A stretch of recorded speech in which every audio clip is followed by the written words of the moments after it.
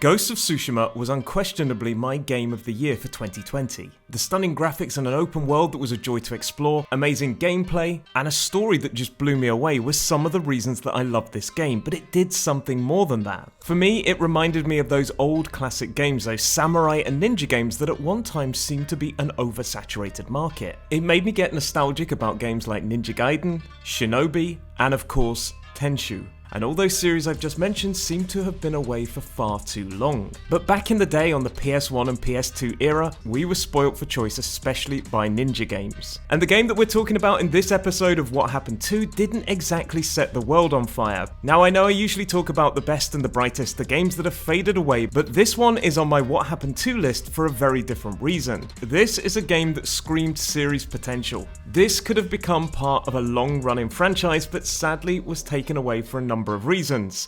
This is the history of Red Ninja End of Honor.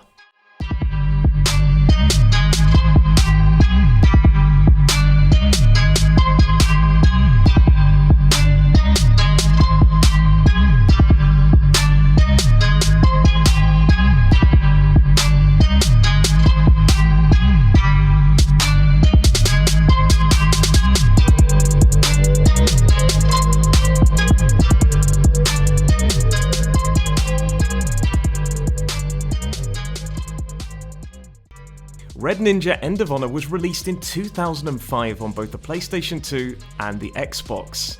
It's a single-player game basically focused on the ninja genre and is a stealth action title. It was developed by Trangie Studios.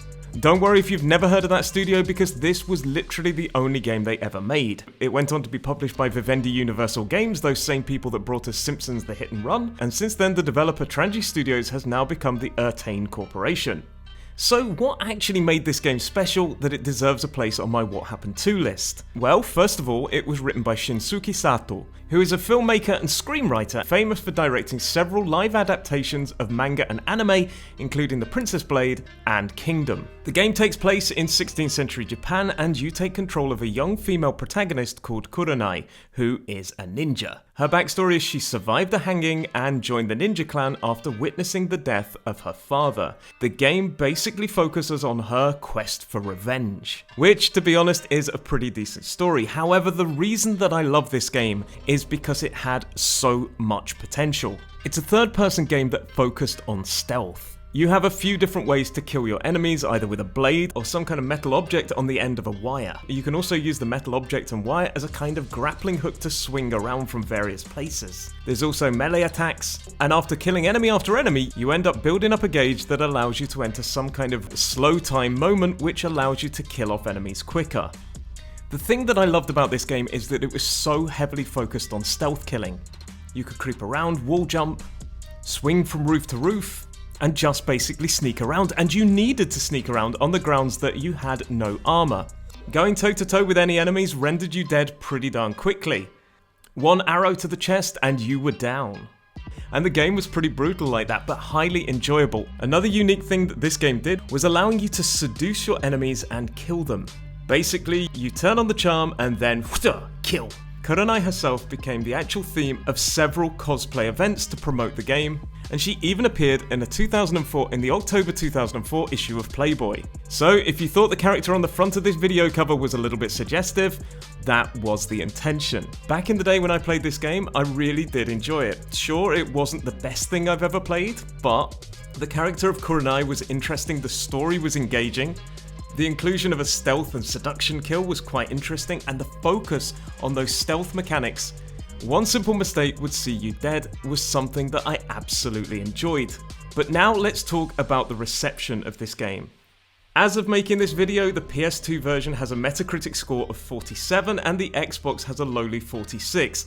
Not very good, and in my honest opinion, it probably deserved higher than that. The thing was, and I think the biggest problem for this game, was that it came out at a time when there was just an overwhelming amount of ninja games. Most people said it was uninspired and that the third-person camera was pretty limited. Some people also said that the Tetsugun was overpowered, and in some ways I kinda have to agree, I can totally see their point. There were so many other ninja games back then to choose from, so why would you focus in on this? But this brings me on to my point and my final section. Could we ever see another one? And straight away, I'm going to say no. Not this. We will never really see another Red Ninja title.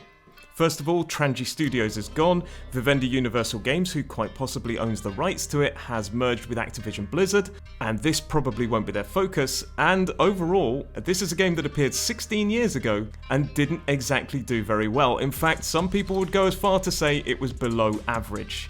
So why is it on my What Happened To list? Why does it appear there? Well, first of all, Games Radar in 2009 put Red Ninja on a list of games with untapped franchise potential. I completely agree.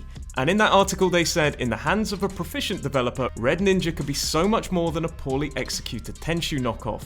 After all, who wouldn't want to play a game that contained a properly executed ninja seduction stealth kill mechanic? I totally agree. She's also been on several lists since then, commenting on her attractiveness. This is a character that had potential, a franchise that had potential. This is why it's on my What Happened To list. Because yes, it was uninspired and unoriginal, but Ghost of Tsushima has shown us just how much we've been longing for a ninja or samurai game. Yes, I know that Jin Sakai was technically a samurai, but later he did adopt some ninja mechanics, and that also came with Yuna, and that also came with Yuna, the character that went alongside him, was definitely using some kind of ninja techniques. So no, I don't think we'd see another Red Ninja, but if a developer stumbled across this game and saw the potential of a strong female character who used stealth and seduction, I think a game like this would most definitely sell. I could imagine somebody like Grasshopper Manufacture making a game like this, and it would be epic. But as for this franchise, I think it's dead, but I just hope it inspires another developer to make something similar down the line. Let me know in the comments below if you remember this game, or it's a game that you would like to see come back, or indeed you would like to see a title that's similar to it, but not exactly this game. Let me know in the comments what you would like to see next on my What Happened To series, but all that leaves me to do today is say thank you very much for watching, and this is Roy McCoy, out!